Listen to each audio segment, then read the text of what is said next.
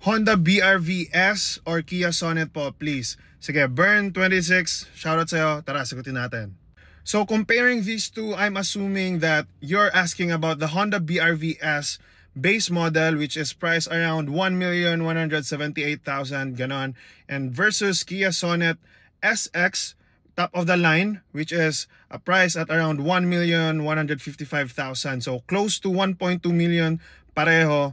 So base model versus top of the line. But I also noticed that there was also one of you guys asking about Honda BRV S base model versus Kia Sonet mid variant EX, which is priced at around 1,018,000 lang. So barely 1 million. So I also addressed that for today's video. So let's start with BRV base model versus Sonet top of the line. Both of them have 1.5 liter engine, and the Kia Sonet can only cater 5 people, but the BRV can cater 7 people. And I guess that's the strength of BRV talaga.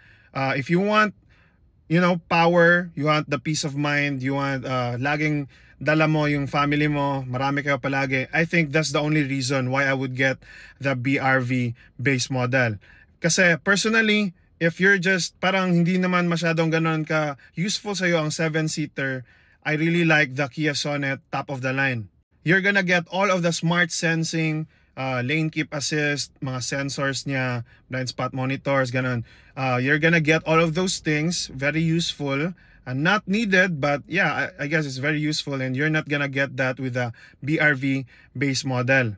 In fairness, you're gonna have a reverse camera, Apple CarPlay, Android Auto with a BRV base model. Not to mention that BRV has the great reputation sa 7-seater category. Siya yung pinaka powerful doon. If you really need the power, peace of mind, palagi kayong marami, BRV is the way to go, kahit base model pa yan.